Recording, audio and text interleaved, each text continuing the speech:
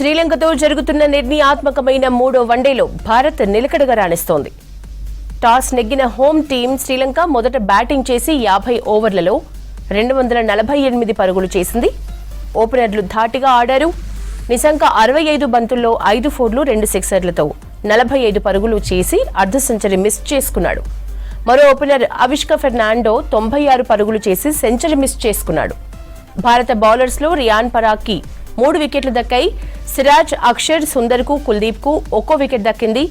3 వన్డేల సిరీస్లో లంక ఒక మ్యాచ్ గెలవగా మరో మ్యాచ్ డ్రా అయింది.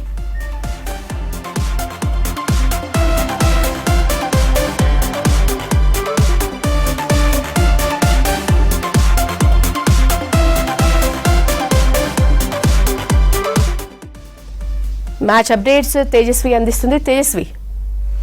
రైట్, ఈ శ్రీలంక సిరీస్ లో ముందు T20 మ్యాచెస్ చూసాం మనం. T20 కంప్లీట్ గా 3 మ్యాచెస్ క్లీన్ స్వీప్ చేసిన టీమిండియా ఇందులో వన్డేలో అయితే చాలా వరకు ఫ్యాన్స్ ని డిసప్పాయింట్ చేసిందనే చెప్పాలి. ఎందుకంటే ఫస్ట్ మ్యాచ్ లో గెలిచే మ్యాచ్ లాస్ట్ ఒక్క రన్ కొట్టుండుంటే మనం గెలిచేసాము అని అనుకున్న మ్యాచ్ ని డ్రాతో డిసప్పాయింట్ చేశారు. అండ్ సెకండ్ మ్యాచ్ లో వరుసగా మిడిల్ ఆర్డర్ అంతా ఫెయిల్ అవుతూ రావడం, ఎవ్వరు జనరల్గా మనకి చాలా చాలా స్ట్రాంగ్ టీం ఉంది. బ్యాటింగ్ లైనప్ మరి ముఖ్యంగా చాలా స్ట్రాంగ్గా ఉంది.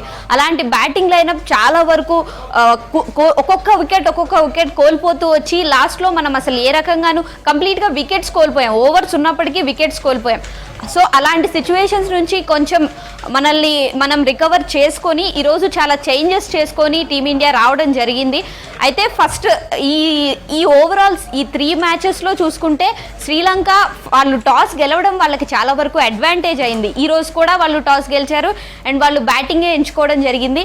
సో మనం వాళ్ళు ఎందుకు బ్యాటింగ్ ఎంచుకున్నారు అనేది మనం స్టార్టింగ్ చూసాము. ఫస్ట్ వచ్చిన వాళ్ళిద్దరు పతుమ్ నిశంక అండ్ ఫెర్నాండో వాళ్ళు మంచి పార్ట్నర్షిప్ బిల్డ్ చేశారు. ఆల్మోస్ట్ 140 రన్స్ వరకు ఒక వికెట్ తీయలేకపోయారు అంటే ఎలాంటి పార్ట్నర్షిప్ జరిగిందో మనం అర్థం చేసుకోవచ్చు. సో స్టార్టింగ్ వికెట్ చాలా హెల్ప్ అవుతుంది. పోను వికెట్ స్లో అవుతూ వచ్చింది. అందుకే వాళ్ళ మిడిల్ ఆర్డర్ కూడా చాలా ఫాస్ట్గా కొలాప్స్ అవుతూ రావడం జరిగింది. 248 వాళ్ళు మనకి టార్గెట్ ఇవ్వడం జరిగింది. కాబట్టి ఈ ఫస్ట్ మ్యాచ్లో 230 అండ్ సెకండ్ మ్యాచ్లో 240 మనం డిఫెండ్ చేయలేకపోయాం. అండ్ ఈ రోజు మరి 248 వరకు వెళ్ళింది అండ్ పిచ్ స్లో అవుతూ వచ్చింది. మనం చేంజెస్ చేసుకోవడం అండ్ రియాన్ పరాగ్కి ఈరోజు క్యాప్ దొరకడం, డెబ్యూ క్యాప్ దొరకడం అండ్ తను చాలా వరకు అంత బాగా పర్ఫామ్ చేశాడు. ఫస్ట్ మ్యాచ్లోనే 3 వికెట్స్ తీసుకోవడం, తను కంప్లీట్గా బౌలింగ్ చేయడం మనం రీసెంట్ టైంలో చూడలేదు. కానీ ఫస్ట్ మ్యాచ్లోనే తనకు ఆపర్చునిటీ రావడం అండ్ 3 వికెట్స్ తీసుకోవడం, తను పర్ఫార్మెన్స్ చాలా బాగుండింది. అండ్ బ్యాట్తో మరి తన పర్ఫార్మెన్స్ ఎలా ఉంటుంది? లాస్ట్ 2 మ్యాచెస్లో విరాట్ కోహ్లీ కూడా ఫెయిల్ అవ్వడం చూసాం. మెయిన్గా రోహిత్ శర్మ ఒక్కడే తన వన్ హ్యాండెడ్గా స్కోర్ చేస్తూ వచ్చాడు లాస్ట్ 2 మ్యాచెస్లో. ఈరోజు ఓవరాల్ టీం మొత్తం ఎఫర్ట్ పెట్టాలి అండ్ కేఎల్ రాహుల్ ప్లేస్లో రిషబ్ పంత్ని తీసుకురావడం జరిగింది.